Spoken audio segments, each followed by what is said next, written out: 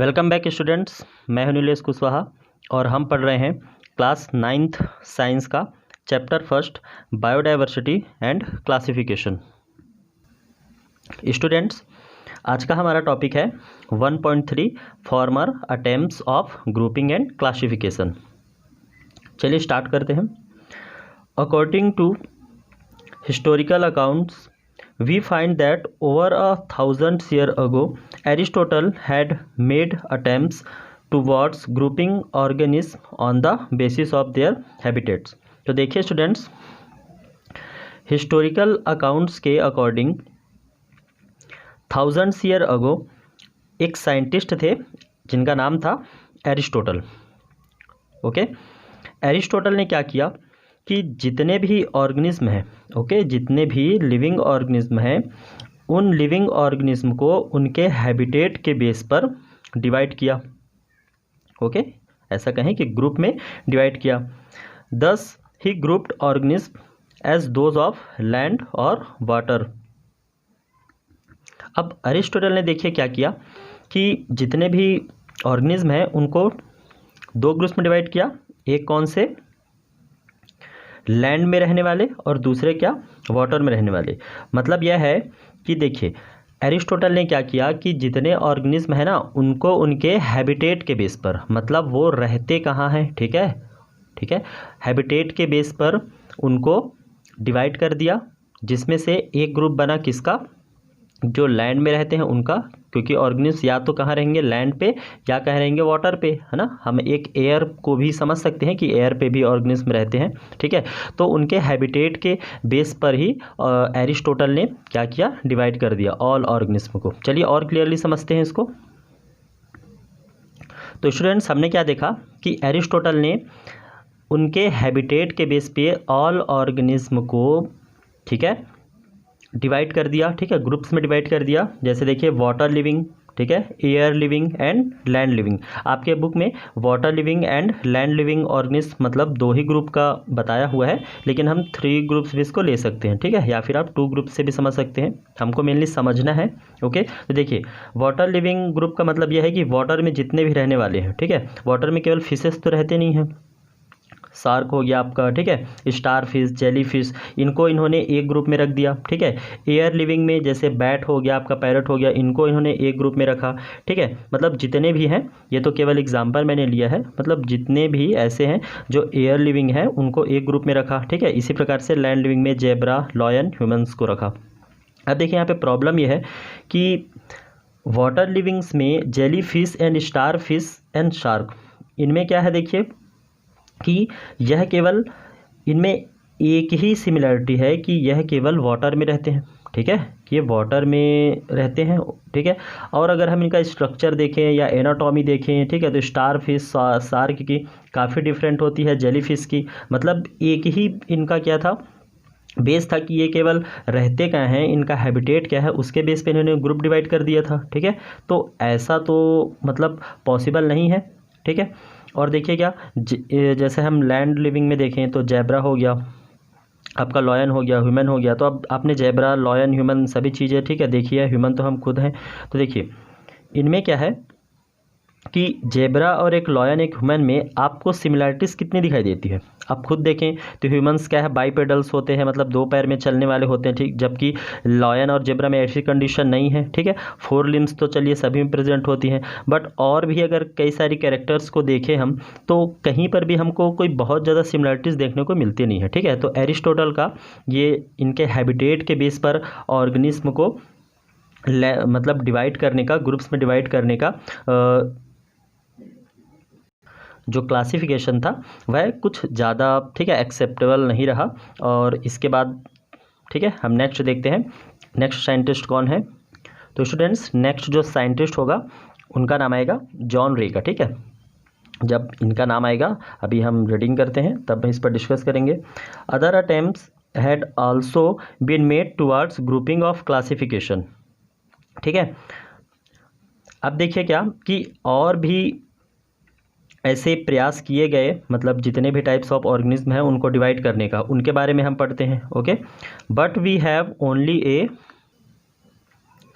few records available regarding the same। अब देखिए कि एरिस्टोटल के बारे में हमने तो पढ़ा, इसके अलावा भी और साइंटिस्ट हैं जिन्होंने कोशिश किया था, ठीक है, ऑर्गेनिज्म को डिवाइड करने का। चलिए इसको हम रीड करते हैं, ठीक है, फिर समझेंगे।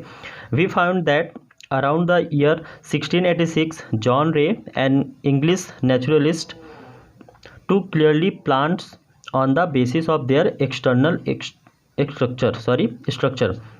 देखिए अब जॉन रे का नाम आया कि जॉन रे एक इंग्लिश नेचुरलिस्ट थे, ठीक है। तो इन्होंने क्या किया था कि इन्होंने मेनली प्लांट को डिवाइड करने की कोशिश किया इनके एक्सटर्नल स्ट्रक्चर के बेस पे। Okay, after John Ray it was Linnaeus who tried to classify all plant on earth. His most important contribution is the use of some specific observable characters like the presence of male and female parts and their number to prepare a simple schema of classification. It is called as sexual system of classification. The description of this system is given in his book Systema Naturae published in the year 1735। चलिए इसको हम और systematic पढ़ते हैं। जो भी चीज़ हमने अभी तक पढ़ा है इसको हम और सिस्टमेटिक समझने की कोशिश करते हैं। ओके, देखिए स्टूडेंट्स, हमने सबसे पहले देखा था कि एरिस्टोटल ने क्या किया, on the basis of habitat, मतलब हैबिटेट के बेस पे सबसे पहले ऑर्गेनिज्म को क्लासीफाई करने की कोशिश किया, ठीक है, लैंड और वाटर में, ठीक है। लेकिन बहुत ज़्यादा एक्सेप्टेबल नहीं रहा, मतलब इसको बहुत ज़्यादा नहीं माना गया, ठीक है, क्योंकि मैंने बताया ना कि पॉसिबल ऐसा नहीं है, ठीक है, कि लैंड में रहने वाले एंड वाटर में रहने वाले बिल्कुल सेम ही हो या सिमिलरिटीज़ कोई बहुत ज़्यादा यहाँ पे होती नहीं है। जॉन रे, ठीक है, सेकेंड साइंटिस्ट थे। इन्होंने क्या किया, प्लांट्स को क्लासीफाई करने की कोशिश किया on the basis of external structure, ठीक है। तो प्लांट्स के जो एक्सटर्नल स्ट्रक्चर थे उनके बेस पे इन्होंने क्लासीफाई करने की कोशिश किया। इसके बाद आए कौन, लीनियस, ठीक है। और लीनियस ने क्या किया, क्लासीफाई प्लांट्स, ठीक है, इन्होंने भी प्लांट्स को ही क्लासीफाई किया on their male and female parts, ठीक है, मतलब प्लांट्स को इनके मेल एंड फीमेल पार्ट्स के बेस पे इन्होंने क्लासीफाई करने की कोशिश किया, ठीक है। इंपॉर्टेंट यह चीज़ है, ठीक है, लीनियस से काफ़ी इंपॉर्टेंट चीज़ स्टार्ट हो जाती है, इनको आपको नोट भी करना है, जितनी भी चीज़ें, ठीक है, मैं आपको यहाँ पे शो कर रहा हूँ, इन सभी चीज़ों को आपको क्या करना है, नोट करना है, ठीक है, काफ़ी इंपॉर्टेंट है ये, आपको नोट्स प्रिपेयर करना है। अब देखिए कि लीनियस की एक बुक है, ठीक है, सिस्टमा नेचुरी, जो 1735 में पब्लिश्ड हुई थी, ठीक है। इस बुक का नाम, ये आपके जीके के लिए इंपॉर्टेंट है कि लीनियस की बुक का नेम क्या है, ठीक है। तो यह है क्या है, सिस्टमा नेचुरी, जो 1735 में पब्लिश्ड हुई थी। ये आपके एग्जाम्स में पूछता है। ओके, उसके बाद देखते हैं कि living world could be two kingdom. अब देखिए इन्होंने क्या किया कि लीनियस ने लिविंग वर्ल्ड को ओनली 2 किंगडम्स में डिवाइड किया, मतलब लीनियस ने अपने क्लासिफिकेशन में क्या किया कि लिविंग वर्ड्स को इन्होंने 2 किंगडम में डिवाइड किया। ओके, फर्स्ट किंगडम क्या होगा आपका, एनिमल किंगडम, एंड सेकंड क्या, प्लांट किंगडम, ठीक है। तो लीनियस ने क्या किया, हमने देखा कि ऑर्गेनिज्म को, ठीक है, लिविंग वर्ल्ड को 2 किंगडम्स में डिवाइड किया। इनकी बुक का नाम हमको याद रखना है, सिस्टमा नेचुरी। ओके, लीनियस के बारे में अभी हमको और भी चीज़ें हैं, ठीक है, इन्होंने और भी काफ़ी सारी वर्क किए हमारे बायोलॉजी में, इनके बारे में भी और भी चीज़ें हमको पढ़नी है। ओके, फादर ऑफ टैक्सोनॉमी आपको याद रखना, ठीक है, Carolus Linnaeus father of taxonomy, इसको भी आप नोट कर लीजिए, father of taxonomy Carolus Linnaeus. Okay, चलिए स्टूडेंट्स नेक्स्ट देखते हैं। Linnaeus made comparative study of several specimens of plants and animals that he collected. अब इन्होंने क्या किया, लीनियस ने देखे कि प्लांट्स एंड एनिमल की थाउजेंड्स ऑफ, ठीक है, या बोल सकते हैं कि सेवरल स्पीसीज को क्या किया, इन्होंने कलेक्ट किया एंड उनका कंपैरेटिव स्टडी किया। He developed such a scheme of classification where species of plants and animal could be classified separately, ठीक है। अब इन्होंने क्या किया कि एक स्कीमा ऑफ क्लासिफिकेशन इन्होंने डेवलप किया, ठीक है, इन्होंने अपनी जो भी ऑब्जर्वेशन था उसके बेस पे एक स्कीमा ऑफ क्लासिफिकेशन डेवलप किया, जिसमें प्लांट्स एंड एनिमल की जो स्पीसीज़ है इनको हम क्या कर सकते हैं, ठीक है, डिफरेंट, ठीक है, ग्रुप में क्लासीफाई कर सकते हैं। Okay students, the knowledge that Linnaeus acquired about the structure of animals and plants had a great impact on life science. अब देखिए कि लिनियस ने जो भी अपना नॉलेज, ठीक है, एक्वायर किया था, ठीक है, जो भी नॉलेज कलेक्ट किया था, इसका एनिमल्स, ठीक है, किसका नॉलेज इन्होंने कलेक्ट किया था, तो एनिमल्स एंड प्लांट का, ठीक है। तो इसका लाइफ साइंस पे काफ़ी इफेक्ट पड़ा, ठीक है, काफ़ी गहरा इफेक्ट पड़ा। According to his schema the whole living world could be divided into 2 categories. हमने अभी देखा था ना कि लिनियस ने क्या किया था, जितने ऑल ऑर्गेनिज्म हैं, ठीक है, ऑर्गेनिज्म में सभी आ जाते हैं, ठीक है, प्लांट आपके एनिमल्स बोथ, ठीक है। तो प्लांट्स एंड एनिमल किंगडम में इन्होंने डिवाइड किया, ऑल ऑर्गेनिज्म को इन्होंने डिवाइड किया प्लांट एंड एनिमल किंगडम में। Linnaeus first introduce hierarchy in his system. अब सबसे पहले देखिए एक न्यू वर्ड है, ये वर्ड आपके लिए बिल्कुल न्यू है, वह है हायरार्की, ठीक है। तो लिनियस ने सबसे पहले हायरार्की वर्ड यूज़ किया अपने सिस्टम में। तो सबसे पहले हमको यह समझना होगा कि हायरार्की है क्या। तो आपको इसको यहाँ से देखिए यहाँ तक आपको नोट करना है, ठीक है, व्हाट इज़ हायरार्की करके ये क्वेश्चन हो जाएगा। इसका आंसर यहीं पे है, देखिए, organism were arranged on the basis of their characters and development history in a defined sequence of groups. तो स्टूडेंट्स ये लाइन आपके लिए इंपॉर्टेंट है। देखिए क्या कह रहे हैं, इसको समझते हैं हम कि ऑर्गेनिज्म को, ठीक है, ऑर्गेनिज्म को उनके कैरेक्टर्स एंड डेवलपमेंट के बेस पे, ऑर्गेनिज्म को उनके कैरेक्टर्स एंड डेवलपमेंट के बेस पर एक डेफिनेट सीक्वेंस, ठीक है, एक डेफिनेट सीक्वेंस के अंतर्गत, ठीक है, डिफरेंट्स ग्रुप्स में, ठीक है, डिफरेंट्स ग्रुप में अरेंज करना ही क्या कहलाता है, आपका हायरार्की कहलाता है। मैंने क्या कहा कि ऑर्गेनिज्म को उनके कैरेक्टर्स एंड डेवलपमेंट के बेस पे, ठीक है, एक डेफिनेट सीक्वेंस के अंतर्गत डिफरेंट समूहों में या डिफरेंट ग्रुप में अरेंज करना ही हायरार्की कहलाता है, ठीक है। आपको इसको नोट करना है, ओके।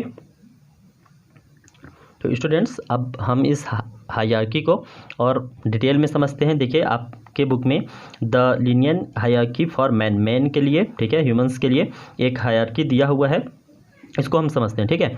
तो सबसे पहले देखिए आपको यह बिल्कुल अच्छे से पता होना चाहिए और एक सीक्वेंस में पता होना चाहिए, ओके। जैसे सबसे पहले आता है आपका किंगडम, फाइलम, ठीक है, class, order, family, genus, species, ठीक है, यही है हायरार्की। आप इसको देखिए, आप इसको species, genus, family, order, class, phylum, kingdom ऐसे भी पढ़ सकते हैं, ठीक है। और ऊपर से भी देखिए kingdom, phylum, class, order, family, genus, species ऐसे भी आप इसको समझ सकते हैं, ओके। अब देखिए कि मैन की हायरार्की में क्या है, इसको हम समझते हैं, ठीक है।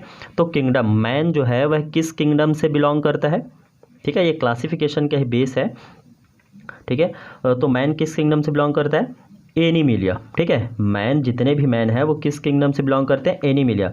कोई भी ऑर्गेनिज्म एनिमिलिया में कब आएगा, तो देखिए इसके कुछ यहाँ पे बताए हुए हैं, ठीक है, कैरेक्टर्स की कब एनिमिलिया से बिलोंग करेगा। तो मल्टी सेलुलर, जब कोई ऑर्गेनिज्म मल्टी सेलुलर है, ठीक है, ह्यूमंस मल्टी सेलुलर हैं, कई सारे सेल से मिलकर बने हैं, यूकैरियोटिक होंगे, ठीक है। मैंने फर्स्ट लेक्चर में बताया था ना कि डेवलप्ड सेल, ठीक है, या एडवांस्ड सेल है, उनको यूकैरियोटिक सेल हम कहते हैं, ठीक है। Nutrition start with injection of food, ठीक है, ये भी एक कैरेक्टर है किसका, एनिमिलिया का, ठीक है, या किंगडम में होने का, किंगडम एनिमिलिया का ये कैरेक्टर है, ठीक है।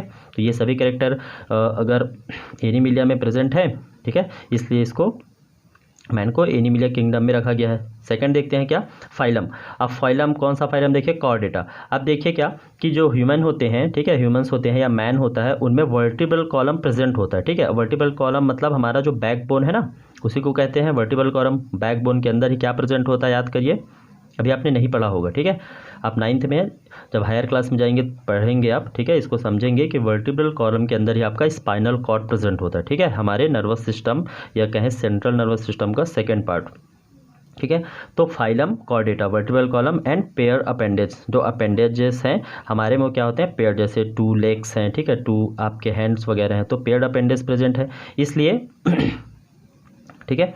जैसे 4 लिम्स होते हैं ना, 4 लिम्स हमारे में देखिए 2 हैंड एंड 2 लेग्स है, तो कितने लिम्स हो गए, 4 लिम्स। अब ये पेयर्स में है, ठीक है, तो पेयर्स अपेंडेज प्रेजेंट होने के कारण मैन को रखा गया है कॉर्डेटा फाइलम में, ठीक है। उसके बाद क्लास, तो क्लास देखिए कौन से क्लास से बिलोंग करता है मैन, मैमेलिया, ठीक है। आपको ये याद होनी चाहिए कि देखिए मैन में किंगडम, एनिमिलिया, फाइलम क्या है मैन का, कॉर्डेटा, क्लास है मैमेलिया, ये सब याद होनी चाहिए आपको, okay.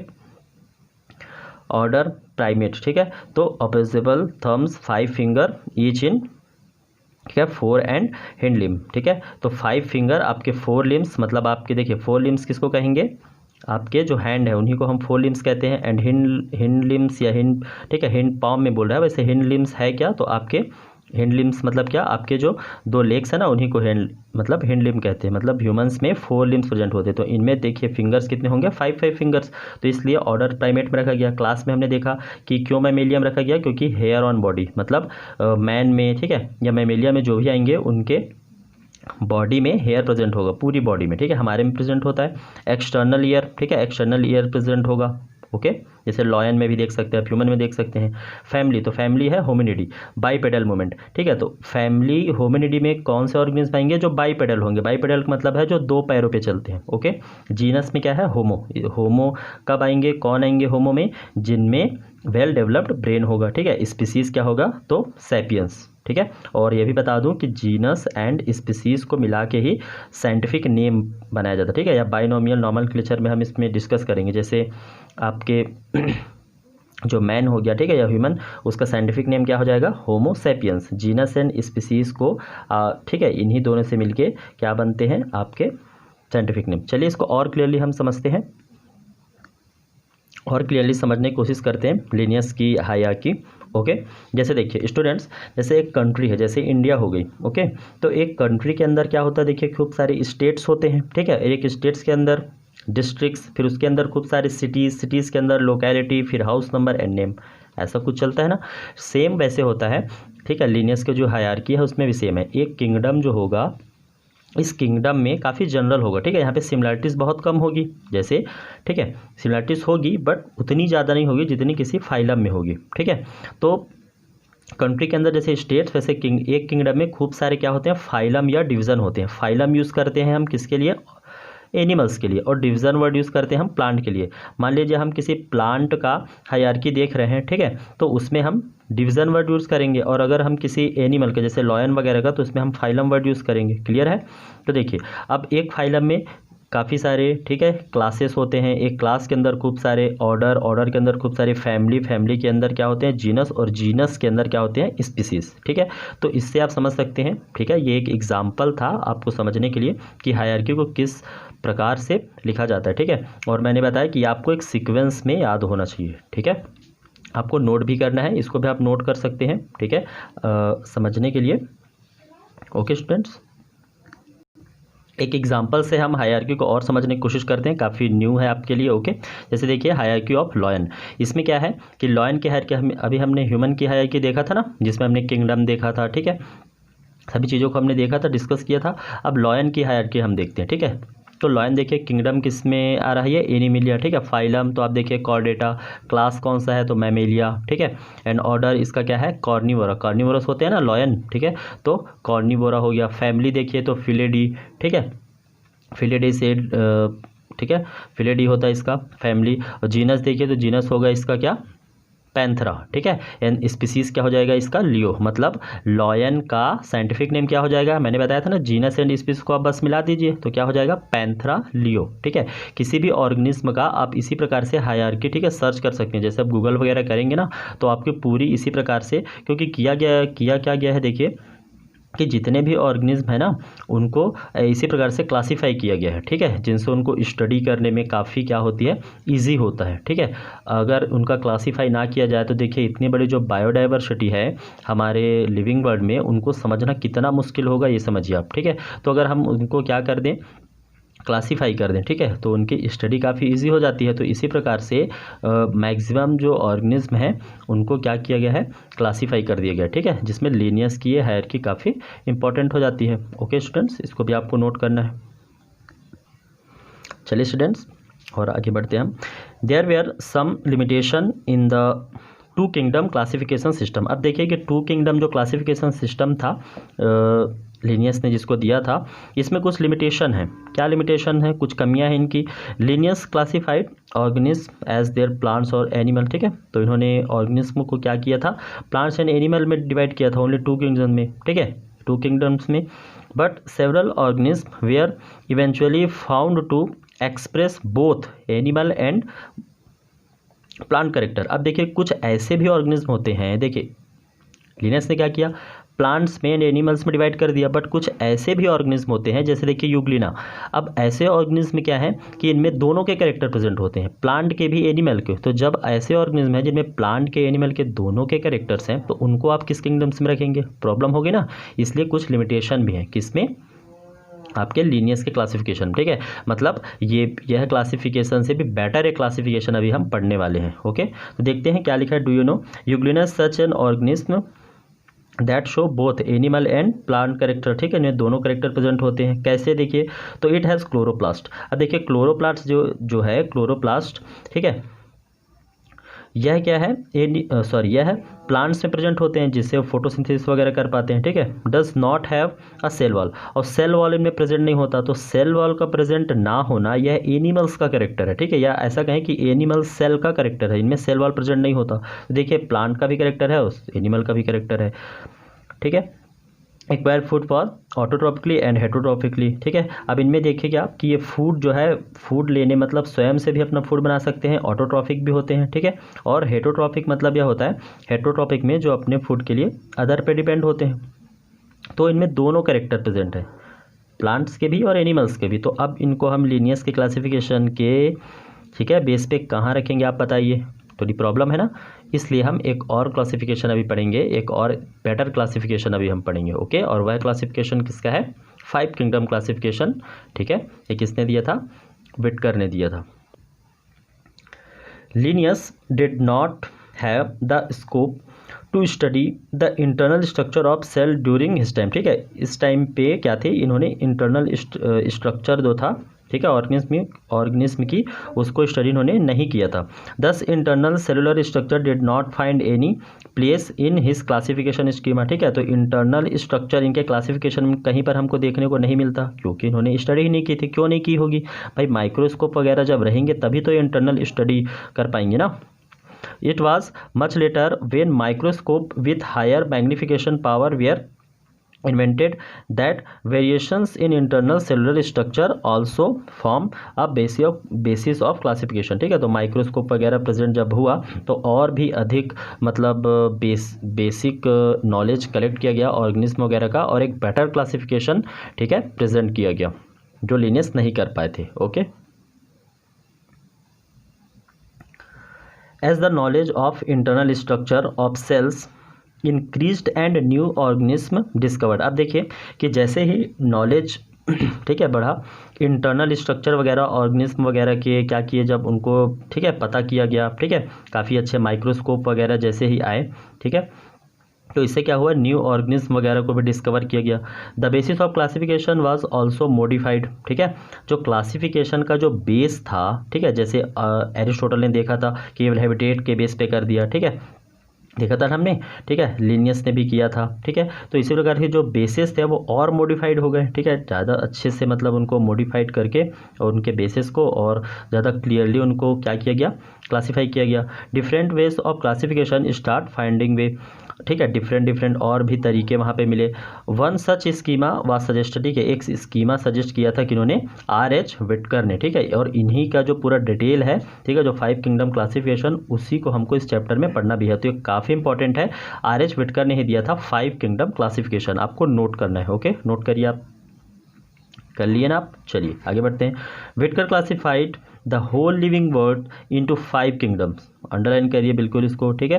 His classification was based on the following characters. अब देखते हैं क्या कि विटकर ने जो क्लासिफिकेशन किया है वह, ठीक है, बेस है, ठीक है, कुछ कैरेक्टर्स पर। ये काफ़ी इंपॉर्टेंट है, इनको भी आपको नोट करने हैं, ठीक है, तीनों को आपको नोट करना है। देखते हैं सबसे पहले फर्स्ट, द अब्सेंस और प्रेजेंस ऑफ न्यूक्लियर मेम्ब्रेन। तो पहला जो बेस था इनका जो क्लासिफिकेशन का, या विटकर के क्लासिफिकेशन का, वह यह था कि न्यूक्लियर मेम्ब्रेन का प्रेजेंस होना और अब्सेंस होना। देखिए अगर सेल में, ठीक है, इन्होंने सेल की स्टडी किया क्योंकि माइक्रोस्कोपिक, ठीक है, मैग्नीफिकेशन वहाँ पे बढ़ गया था, काफ़ी अच्छे माइक्रोस्कोप्स वगैरह प्रेजेंट थे। तो इन्होंने यह देखा कि सेल में, ठीक है, न्यूक्लियर मेम्ब्रेन, ठीक है, न्यूक्लियर मेम्ब्रेन अगर देखिए प्रेजेंट है, ठीक है, सेल में अगर न्यूक्लियर मेम्ब्रेन प्रेजेंट है, ठीक है, कि नहीं है, इस चीज़ पे इन्होंने देखा। तो अगर एक सेल के न्यूक्लियस में न्यूक्लियर मेंबर अब्सेंस है, ठीक है, अगर प्रेजेंट नहीं है तो उनको उन्होंने क्या कहा, प्रोकैरियोटिक्स, ठीक है, प्रोकैरियोटिक्स होंगे वो। और में न्यूक्लियर मेंबर प्रेजेंट होगा वह जाएंगे किस में, यूकैरियोटिक में। तो पहला बेस तो यही हो गया। सेकंड देखते हैं लेवल ऑफ ऑर्गेनाइजेशन, मतलब वह जो ऑर्गेनिज्म है उसका ऑर्गेनाइजेशन का लेवल क्या है, मतलब वो बना किससे है। क्या वह यूनिसेलुलर है, मतलब वो एक ही सेल से बना, जैसे अमीबा हो गया, पैरामीशियम, यूग्लिना वगैरह, ये सिंगल सेल ही होते हैं, ठीक है, तो यूनिसेलुलर होगा या मल्टीसेलुलर होगा। तो दूसरा बेस क्या हो गया कि जो ऑर्गेनिज्म है वह यूनिसेलुलर है कि मल्टीसेलुलर। अगर यूनिसेलुलर है तो उनको अलग ग्रुप में डालेंगे, ठीक है, और मल्टीसेलुलर है तो वो किसी अदर ग्रुप में जाएंगे। ओके, थर्ड देखते हैं प्रोसेस ऑफ एक्वायरिंग न्यूट्रिशन। अब वह जो भी ऑर्गेनिज्म है वह न्यूट्रिशन किस प्रकार से लेता है, ठीक है, किस टाइप से, उसका न्यूट्रिशन का टाइप क्या है, ठीक है। तो ऑटोट्रॉपिक है या हेट्रोट्रॉपिक है। ऑटोट्रॉपिक का मतलब क्या होता है कि कोई भी ऑर्गेनिज्म अपना फूड प्रिपेयर खुद से करता है, स्वयं कर लेता है, ठीक है। और हेट्रोट्रॉपिक मतलब क्या, किसी पर डिपेंड होता है। तो यह चीज़ भी देखा गया कि वह ऑर्गेनिज्म ऑटोट्रॉपिक है या हेट्रोट्रॉपिक है। अगर ऑटोट्रॉपिक होगा तो उसको किसी अलग किंगडम में इन्होंने डाला, ठीक है, और हेट्रोट्रॉपिक है तो उसका किंगडम इन्होंने चेंज कर दिया, ठीक है। तो यह मेनली क्या है, बेसिस थे जिनके बेस पे ऑर्गेनिज्म को, ऑल ऑर्गेनिज्म को, ठीक है, प्लांट एंड एनिमल्स, जितने भी ऑर्गेनिज्म हैं इनको उन्होंने क्या किया, ग्रुप्स में, अलग अलग ग्रुप में, या ऐसा कहें कि डिफरेंट टाइप्स के आपके किंगडम में या 5 किंगडम में डिवाइड किया था। ओके स्टूडेंट्स, तो आज हमने डिफरेंट टाइप के साइंटिस्ट की जैसे क्लासिफिकेशन में, ओके, इन्होंने योगदान दिया था उसे हमने समझा। हमने एरिस्टोटल, जॉन रे, ठीक है, लिनियस पे बात किया, हमने आर.एच. विटकर पे बात किया। जो नेक्स्ट वीडियो होगा उनमें हम विटकर के जो क्लासिफिकेशन है इसको, ठीक है, और इनके जो 5 किंगडम हैं इनको हम काफ़ी डिटेल में समझने की कोशिश करेंगे। Okay students, thank you.